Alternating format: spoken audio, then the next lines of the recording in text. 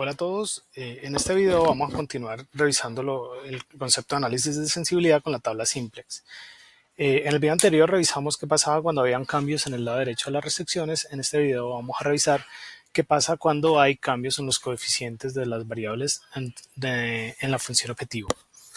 Teníamos que esta no era nuestra tabla simplex óptima, como habíamos visto, y lo que vamos a encontrar entonces es que estos valores que están aquí se definen también como costos reducidos. En este caso el costo reducido de x1 es 4, es decir, cuánto tendría que mejorar el coeficiente de x1, en este caso x1 es 3, tendría que aumentar a 7 para que esta variable, que en este momento es no básica, entrara a ser parte de la base. Vemos que los coeficientes de las variables básicas son 0, obviamente porque ya están dentro de la base. Entonces, pero la pregunta que surge también es en qué intervalos puedo mover yo estos valores de tal forma que se siga conservando esta solución óptima. Entonces, para encontrar eso, hacemos lo siguiente. Tenemos que nuestra función objetivo va a pasar a ser 3 más un cambio en el coeficiente, más 2 más un cambio en el coeficiente, más 5 más un cambio en el coeficiente. Con esta nueva función objetivo, si la paso a mi tabla simplex, pues va a quedar de la siguiente forma. Paso este al lado izquierdo y este al lado izquierdo y por lo tanto quedan de signo negativo. Y si yo desarrollo mi método simplex con esta nueva línea del z, voy a encontrar la siguiente solución óptima. Encuentro que mi tabla de abajo no cambia, pero mi fila z queda de la siguiente forma. La buena noticia es que yo no necesito hacer, digamos, resolver mi simplex con esta función objetivo para encontrar estos costos reducidos, sino que puedo obtenerlos directamente utilizando los coeficientes de esta tabla aquí abajo. Para hacer esto, entonces vamos a hacer lo siguiente. Vamos a agregar, vamos a poner aquí arriba las variables de 1, de 2 y de 3, que son los cambios en cada una de estas variables. Y vamos a colocar aquí también cada variable básica con su respectivo cambio. Entonces, x2 está asociada al cambio de 2 y x3 al cambio de 3. x6 vemos que no tiene cambio, por lo tanto es 0. Y en el z colocamos 1. Entonces, para calcular el costo reducido de la variable x1, hacemos lo siguiente.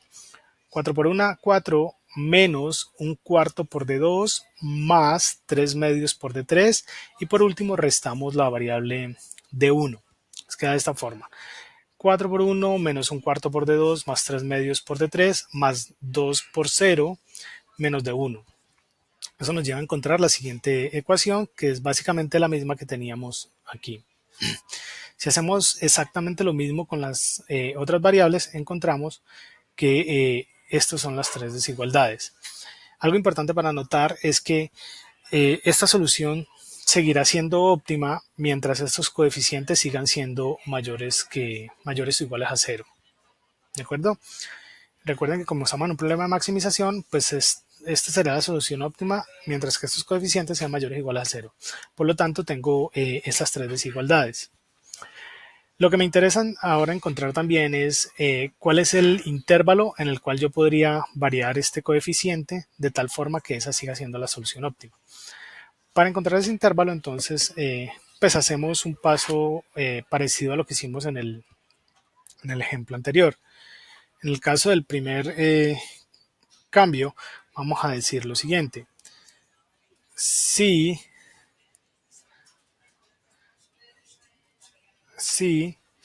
de 2 es igual a 0 y de 3 es igual a 0, yo lo que voy a obtener es la siguiente ecuación. Voy a obtener, perdón, voy a obtener la siguiente ecuación. Voy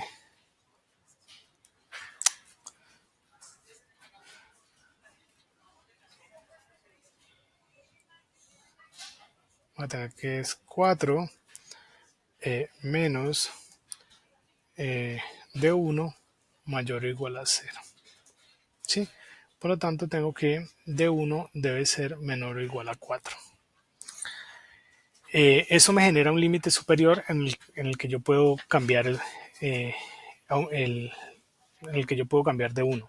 Es decir, el primer coeficiente, yo lo máximo que podría aumentarle es 4.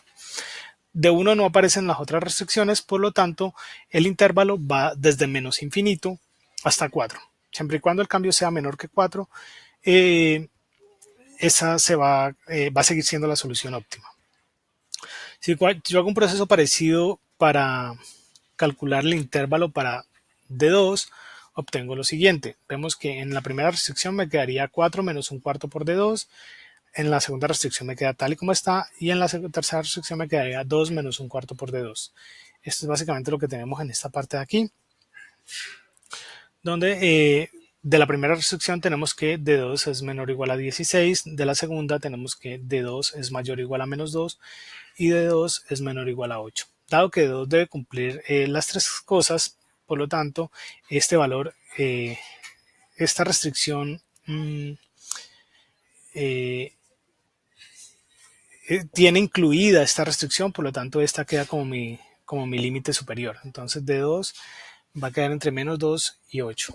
Esta restricción domina a esta, por lo tanto, entonces, digamos, mis límites quedan entre menos 2 y 8. Pueden hacer un ejercicio parecido para D3 y van a encontrar los valores.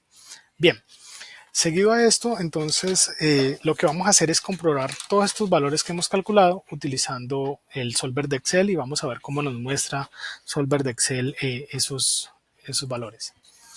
Tengo yo entonces mi problema. Tengo mis tres variables de decisión, tengo que este es x1, tengo que este es x2 y tengo que este es x3 y por lo tanto tengo que es 3x1 más 2x2 más 5x3 mi función objetivo, tal como lo teníamos en el problema original, 3x1 más 2x2 más 5x3, de hecho voy a copiar esto aquí para que lo veamos más claro y tengo que mi primera restricción es x1 más 2x2 más x3. La segunda restricción es 3x1 más 0x2 más 2x3 y la última es 1x1 más 4x2 y tengo mis lados derechos 430, 460 y 420. Entonces voy a resolver mi problema de optimización, ya lo tengo aquí configurado y voy a decirle que me genere el informe de confidencialidad. Este informe lo que va a tener son mis costos reducidos, mis precios sombra y los intervalos para cada uno de esos valores. Una vez hecho esto, me genera mi intervalo de confidencialidad y lo que tengo es lo siguiente. Entonces, mi primera variable vemos que no aparecía en la solución porque la solución, como vemos en nuestra tabla simplex, es x2 igual a 100 y x3 igual a 230, por lo tanto x1 es 0 porque es no básica. Eso lo obtengo aquí de mi variable x2 y x3 y x1 que es no básica, entonces es 0. Y vemos que el costo reducido es menos 4. En este caso Excel me lo muestra como menos 4 porque habla de costo reducido. Es decir, en cuanto debería reducir mis costos, lo que es equivalente a aumentar mi utilidad, es decir, aumentar el coeficiente de esta variable para que esta variable dejara de ser 0. Entonces vemos que si este valor pasara a ser 7, pues esta variable ya dejaría de ser 0. Eso lo podemos probar fácilmente. Vamos a cambiar esto por 7 y lo resolvemos y vemos que esta variable ya deja de ser 0 en mi solución. Vamos a volver al problema original. El coeficiente era 3, por lo tanto vamos al problema original donde era 0. Y pues básicamente yo este coeficiente, mientras lo mantenga entre menos infinito y le aumente máximo 4, digamos que en este caso el 4 no está incluido dentro del límite, es un intervalo abierto, esta va a seguir siendo mi solución. Igual pasa para cada una de estas variables.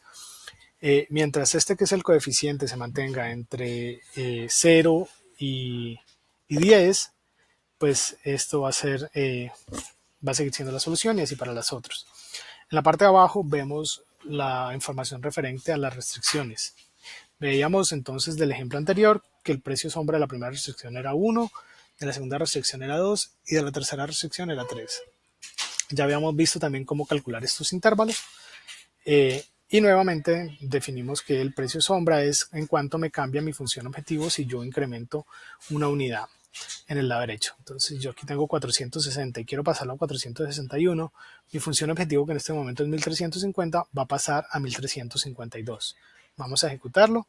Vamos a decir que mi disponibilidad es de 461 y vamos a ver que cuando yo lo resuelva mi función objetivo pasa a 1352. Aquí está, vemos que la solución aumenta en 2. Y vemos que estos son los intervalos, cuánto puedo yo máximo aumentar y cuánto puedo reducir para que se siga manteniendo ese precio sombra. Bien, con esto entonces terminamos la explicación de nuestro análisis de sensibilidad. Muchas gracias a todos.